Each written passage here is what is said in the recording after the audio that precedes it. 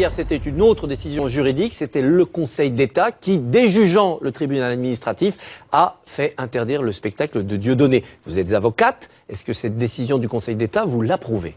Non, je ne l'approuve pas et je la trouve éminemment inquiétante. Mais permettez-moi, en préalable, de dénoncer tout de même l'hystérisation du débat.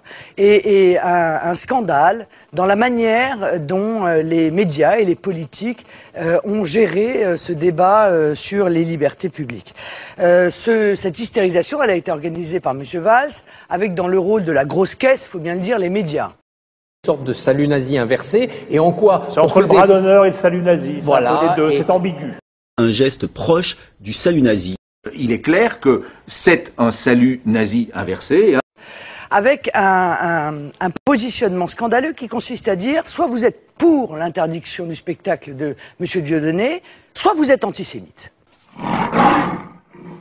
Voilà, c'est comme ça. C'était pas ce si qui veut dire que cela. Si, c'est exactement comme ça. On a vu à cette occasion tous les propos que tenait Dieudonné, son système économique et commercial. On a appris des choses. On ne peut pas dire soit vous êtes pour l'interdiction, soit vous êtes antisémite. Parce qu'à ce moment-là, Monsieur Bilger, Nazi, Maître Eolas, nazi, le professeur Slama, nazi, la Ligue des droits de l'homme, nazi, etc. Ça, déjà, c'est une manière de poser le débat que je trouve scandaleuse. Le problème de cette décision du Conseil d'État, c'est que ça pose le grand problème des libertés publiques dans notre pays, et notamment de la liberté d'expression.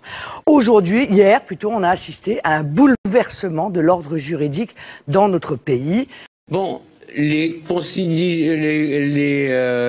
C'est-à-dire qu'une décision d'un juge unique... Au-dessus, c'est le soleil. Ce qui est tout de même éminemment contestable, organisé dans des conditions qui n'ont pas permis à l'avocat Il y avait un avocat quand même sur place pour représenter Dieudonné. Mais ça ne s'est jamais vu. J'espère que la Cour européenne des droits de l'homme condamnera. Ça ne fera que renforcer le fait que la France est le 3e pays le plus condamné en matière d'atteinte à la liberté d'expression, devant la Russie.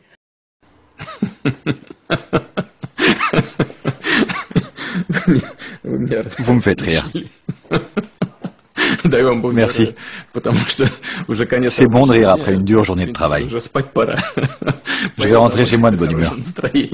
Ce qui est tout de même pas extrêmement glorieux. Le Conseil d'État dit que, vu les cas de récidive dans les dérapages antisémites de Dieudonné, il y avait un vrai risque que ce soir, hier, à Nantes, il y ait de tels dérapages. Donc il y a une sorte d'interdiction préventive. C'est une nouvelle jurisprudence. Mais ça s'appelle la censure. Mais je sais que vous la défendez, Monsieur Barnier. J'ai pas de position, je vous interroge. Non, mais vous avez d'ailleurs pris un exemple qui permet de poser le débat. Vous avez dit, ça se régule aussi Internet. Vous regardez la Chine. Oui. Alors admettons qu'on ferme toutes les salles à Dieudonné.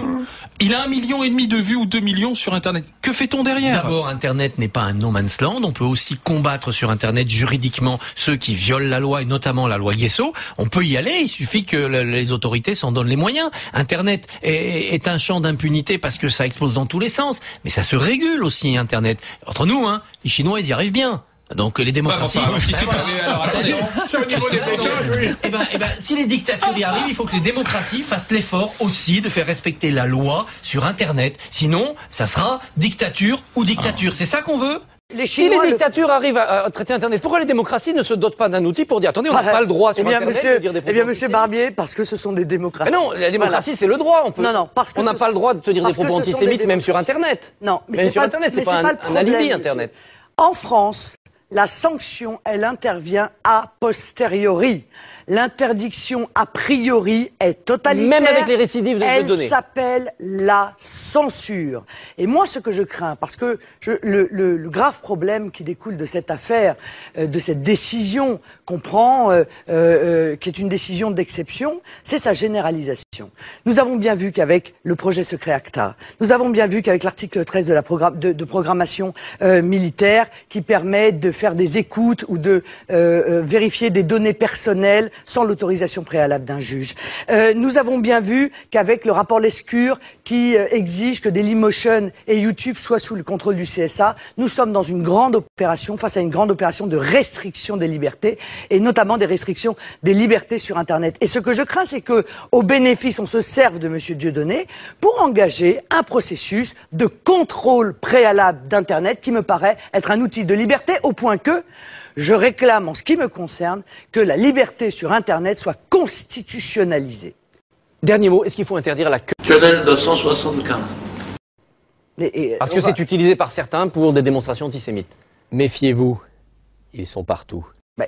En l'état du droit français, on va interdire la quenelle alors que le salut nazi n'est pas interdit.